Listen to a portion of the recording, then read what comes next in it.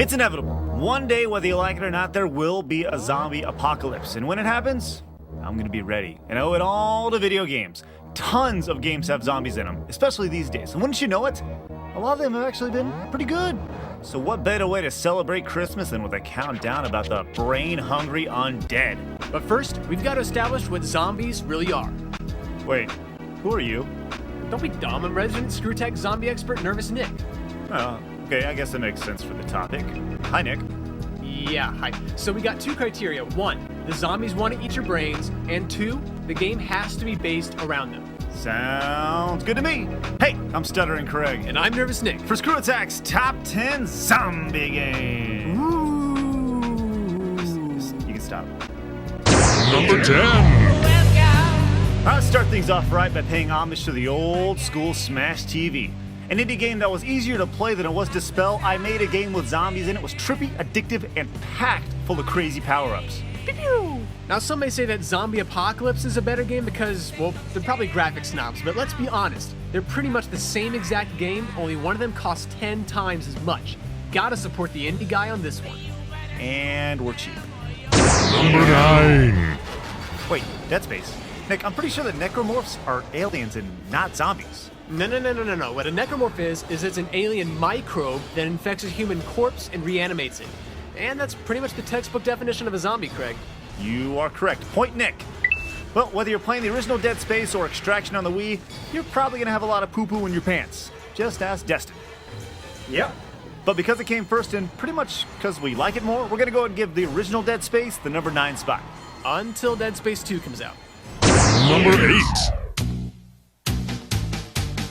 Most of the time in zombie games, you're human dismembering zombies, but don't you just wish you could actually be the zombie for once? Kind of like in Stubbed the I Zombie. mean, you could kill random civilians to build up a giant zombie army, throw your hand at somebody to control their mind, or even just throw your body parts as explosives. I mean, Craig, that would be sweet. Yeah, and it's really sweet because you can do that. Somebody made that, I bet it would be highly overlooked, but it would be really, really fun. Craig, you're not even listening to me. Oh, you know what would be even more great? Craig. If you didn't even have to go to the store to get Craig, it. You could listening just to me? download it, like on a service like, I don't know, Xbox Live.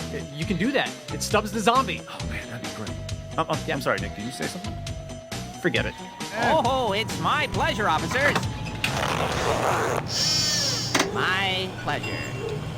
Number 7. House of the Dead is an awesome series, and for it not to be on the list would be a travesty. But what game? Well, of course, the originals are great, and Typing of the Dead is a legend, but we have to go with the latest in the series, Overkill. This is the game that kicked off the rail shooter marathon that we seems to be getting lately. That, and the game holds the record for most F-bombs ever dropped in a video game, ever. No motherfucking way, man. And wouldn't you know it, it's on a Nintendo console of all things. Who saw that coming? But you gotta give credit for it for being a hilarious parody of those old 1970s grindhouse films. I mean, look at this. They made such a huge deal out of Psycho's glasses being knocked off, only for them to be back on his face in the very next shot. I hate continuity errors. It's number 1. Ah, going old school, huh? Oh yeah, Ghosts and Goblins is about as old school as you can get. The ridiculous difficulty, the simple controls, and those classic crappy endings that made you beat the game a second time just so you can see another ending that still sucks.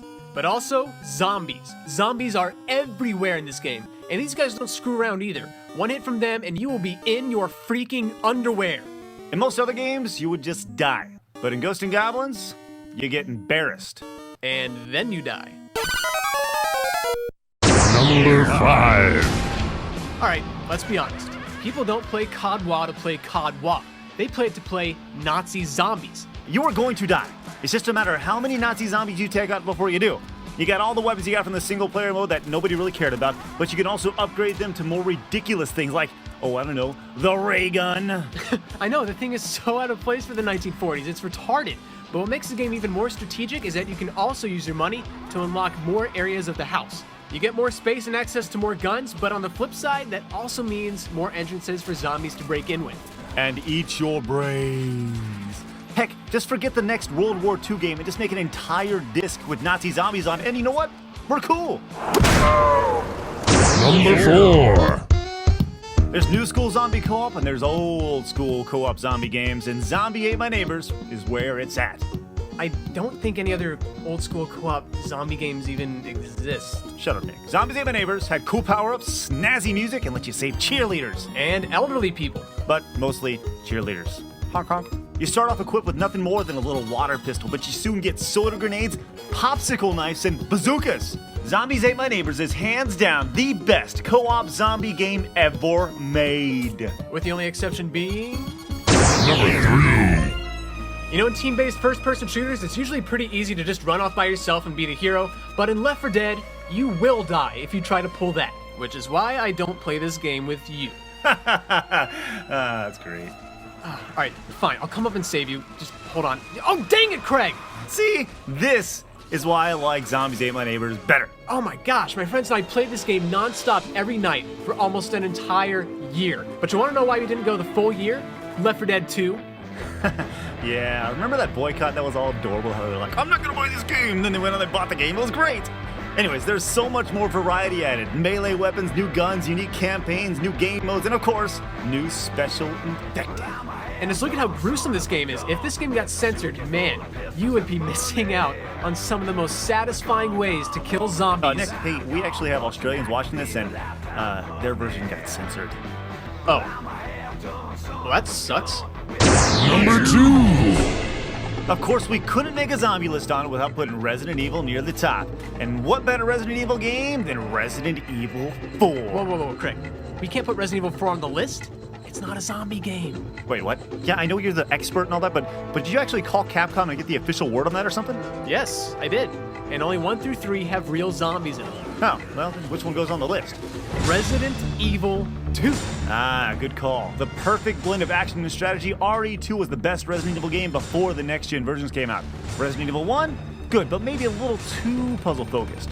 Resident Evil 3, good as well, but a little bit too much emphasis on the action. If I could have it my way, I'd probably have Jill Valentine in it, but Claire Redfield. No complaints here. Yeah, I'd like to have a little balance between Jill and Claire, if you know what I mean. Let's hit the old zombie recap before we get to number 1. Number 10, I made a game with zombies in it. Number 9, Dead Space. Number 8, some game I really wish they'd Stop, forget it. Number 7, House of the Dead Overkill. Number 6, Ghosts and Goblins. Number 5, Call of Duty World at War Nazi Zombies. Number 4, Zombies Ate My Neighbors. Number 3, Left 4 Dead 2. And number 2, Resident Evil 2. It's number 1. So I made a game with zombies that had a crap ton of zombies on screen and few weapons to kill them with. Left 4 Dead 2 had a crap ton of zombies on screen and dozens of weapons to kill them with. But Dead Rising had a crap ton of zombies on screen with everything to kill them with. Seriously, everything. You see all those zombies? They're about to get Frank Wested. Wait, Frank Wested? It's Frank West. Oh, it is, but Frank Westing means that you grab the nearest thing to you and use it as a weapon. It could be a katana, it could be a mannequin, it could be a cash register, gumball machine, frying pan, CDs, a broom, park bench, whatever. So you can level up by killing zombies and taking pictures because you're freaking Frank West. Until you do such a good job being Frank West, you can take your hand, shove it in a dude's stomach, and then rip out his innards. Because he's Frank West. But there's just one major thing keeping it from being perfect.